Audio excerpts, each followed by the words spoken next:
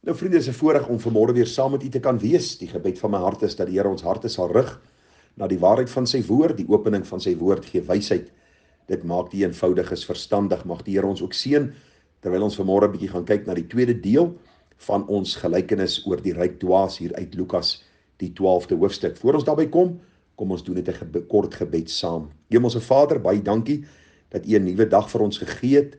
Dit is die dag wat u gemaak het. Ons moet daaroor juig en bly wees. Ons vra dat u vir ons tog deur u woord met wysheid sal begelei. U woord is die lig vir ons pad, is die lamp vir ons voet.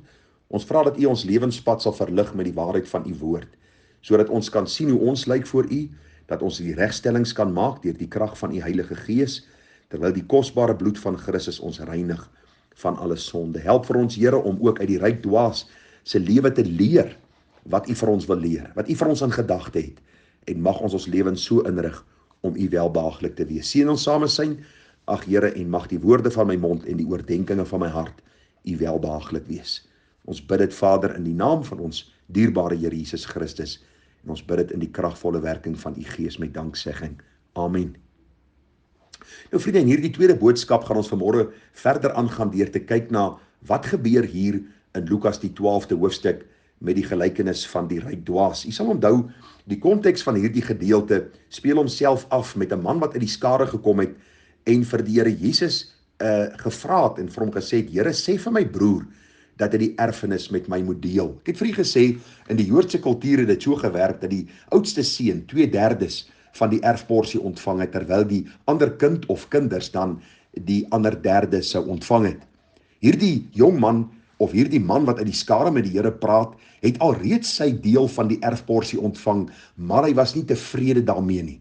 Hy het 'n ondankbare en 'n begeerige hart gehad en hy wou die Here Jesus op 'n baie slinkse manier ingetrek het in hierdie begeerigheid van sy hart. En nou kom die Here Jesus en die Here antwoord hom in vers 14. En hy sê vir hom: Mens, wie het my as regter of deler oor julle aangestel? En nou kom die Here en hy sê: Pas op en wees op julle hoede vir die hebsug, want iemand se lewe bestaan nie uit die oorvloed van sy besittings nie. So wat kom die Here? Hy kom en hy beantwoord hierdie man op die vraag wat hy hom gevra het, en nou trek hy die hele skare in by hierdie gelykenis, deur vir hulle te sê: luister, die probleem met hierdie man is nie dat hy wil hê dat daar 'n gelyke verdeling moet wees nie. Die probleem is in sy hart. Hy het 'n probleem met gierigheid, want hierdie woordjie hebsug in die Engels is die woordjie greedy of a desire to have more. In Afrikaans gierigheid. Jy wil altyd meer hê en meer bymekaar maak. En dis nie maar die probleem van ons tyd en ons dag nie. Mense is net nie tevrede met wat hulle het nie. Gaan praat met, in aanhalingstekens, die arm persoon en hy sal altyd 'n begeerte hê na iemand anders se goed of na meer. Gaan praat met die middelklas, hy sal begeerig wees, en selfs die ryke van rykes is begeerig na meer. En dis die saak wat die Here in hierdie gelykenis wil aanspreek. Mense wat so besig is om bymekaar te maak vir die hier en nou, dat hulle vergeet van die ewigheid, dat hulle vergeet van die dag van rekenskap, dat hulle vergeet van dat daar 'n lewe na hierdie lewe is, waar ons rekenskap moet gee vir die lewe wat ons hier op die aarde hier en nou gelewe het. So Jesus praat met die man, en die Here kom en hy trek die skare by hierdie gesprek in, en hy kom leer vir hulle 'n praktiese en geestelike les, sodat hulle presies kan hoor wat die Here Jesus dan ook vir hulle deur hierdie gelykenis wou sê. Nou vriende, nadat die Here hulle gewaarsku het oor die hebsug, begin hy hierdie gelykenis vertel en hy sê, en ek wil hê u moet let op die woordjie ek. Ek lees gou vir u, daar staan: 'n ryk man se grond het goed gedra. En hy het by homself geredeneer en gesê: wat sal ek doen? Want ek het geen plek waar ek my oes kan insamel nie. Toe sê hy: dit sal ek doen. Ek sal my skure afbreek en groter bou, en ek sal daar al my opbrengste en my goed insamel, en ek sal vir my siel sê: siel, jy het baie goed wat weggesit is vir baie jare, neem rus, eet, drink en wees vrolik. En ag vriende, as ons net na hierdie 3 verse gaan kyk, dan vind ons 7 maal die woordjie ek wat na vore kom. En kom ons kom by die eerste gedagte vanmôre. Wat was die eerste groot fout wat hierdie ryk dwaas in die gelykenis van die Here Jesus dan begaan het?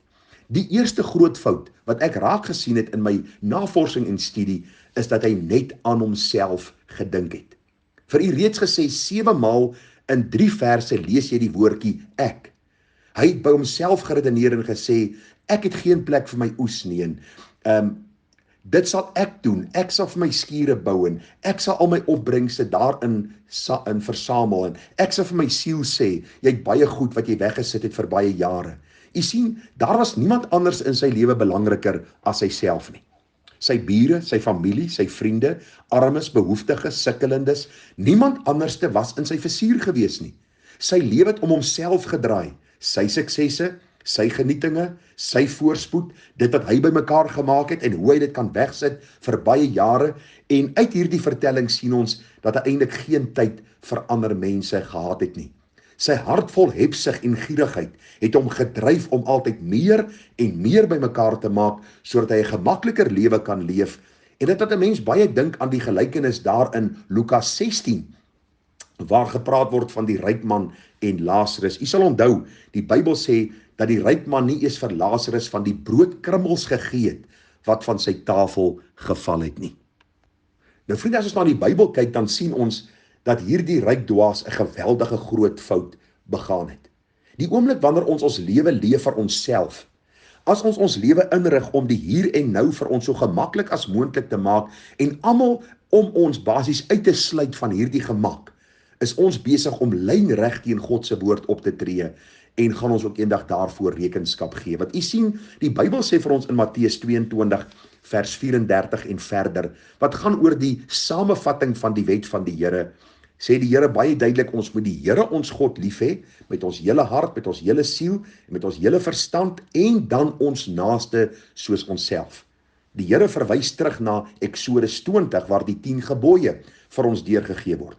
Die 10 gebooie gaan oor hoofsaaklik ons verhouding met God en ons verhouding met ons naaste. U sien, die oomblik wanneer ons die middelpunt raak van ons lewe, dan word God en ons naaste uitgeskuif en begin ons 'n selfsugtige lewe leef wat gekenmerk sal word deur gierigheid, sal gekenmerk word deur dit gaan net oor hoe ek by mekaar kan maak, ek wil altyd meer hê, ek sal alles in my vermoë doen om meer te kry, al moet ek ander mense te nakom. Dis so 'n lynreg teen die Bybelgesindheid dat die Here vir ons in Galasiërs 6 vers 10 sê, laat ons dan, terwyl ons geleentheid het, aan almal goed doen, maar die meeste aan die huisgenote van die geloof. So die apostel Paulus kom en hy sê vir hierdie gemeente in Galate, hy sê vir hulle, luister, ek wil vir julle sê, en julle moet hoor en julle moet verstaan, dit gaan nie net oor jou nie, maar by elke geleentheid moet jy kyk hoe jy goed kan doen aan ander, en in besonder as jy kind van God is, aan ander kinders van die Here. Dit gaan nie meer oor jy en jouself en hoe jy jouself kan verryk as jy kind van die Here is nie. Die les wat die Here vir ons hier wil kom leer is dat gierigheid is die wortel van alle ewels. En as ons gierig begin raak, dan dink ons nie meer aan ander nie, ons dink nie meer aan God nie, ons dink aan onsself, ons dink aan ons gemak, ons dink aan die hier en nou, en ons verloor ewigheidsperspektief. Ons verloor die feit dat ons die rekenskap moet gee van ons lewe die dag as ons lewe op hierdie aarde aflê. Daarom sê Johannes in Johannes 3 vers 30, en dan praat ons van Johannes die apostel van die Here, wat skryf oor Johannes die doper, want Johannes die doper, die voorloper van Jesus, die Bybel sê die grootste profeet van alle profete, kom en hy kom by hierdie gesindheid uit en hy sê, hy Christus moet meer word in my lewe, maar ek minder. Ek wil vir jou vra vanmôre, hoe lewe jy jou lewe? Is jy vanmôre een van hulle wat, soos hierdie man uit die skare sê, Here, sê vir my broer, hy moet vir my meer gee? Is jy soos hierdie man wat 7 keer in 3 verse die ek het in jou lewe? Ek wil my lewe gemakliker hê. Ek wil hê almal moet doen soos ek wil hê. Ek wil graag by mekaar maak dat ek 'n gemaklike lewe kan hê. Al moet ek ander vertrap en al moet ek God eers buite die prentjie laat vir 'n tyd lank, pla dit my nie, net solank ek by mekaar kan maak wat ek dink is genoegsaam vir my lewe. Dan wil ek vir jou sê, jy's op 'n gevaarpad. Want jy kom in die eerste plek lynreg teen dit wat God in sy woord vir ons sê, dat jy God moet lief hê met jou hele hart en dan jou naaste soos jouself. Dis belangrik dat jy sal sien dan, dat jy lynreg teen die skrif optree waar die Here sê, ons moet minder word, sodat hy meer kan word, en as hy meer word, dan sal ons geleentheid soek om aan ander mense goed te doen. Want dan sien ons, dit gaan nie meer net oor me, myself en I nie, maar dit gaan oor die Here, oor dit wat hy aan my toevertrou het, en hoe ek 'n wyse rentmeester daarvan kan wees. Mag die Here ons seën in hierdie eerste gedagte wat ons gesien het, die eerste fout wat hierdie ryk dwaas gemaak het. Hy het net aan homself gedink. Niemand anderste was belangriker as hy self nie. En daarom sal ons die tragiese einde sien van hierdie ryk dwaas en dan die groot lewensles wat ons daaruit moet leer. Mag die Here vir my en jou wysheid gee, dat ons vandag bietjie sal dink oor ons lewe. Gaan dit oor myself? Of is my fokus gerig op die Here in die eerste plek, ander mense en ek, Here, moet minder word, sodat U meer kan word. Mag die Here ons wysheid gee en seën, en mag hy vir ons dra en nader trek aan onsself. Mooi dag vir u en 'n mooi naweek ook daarna.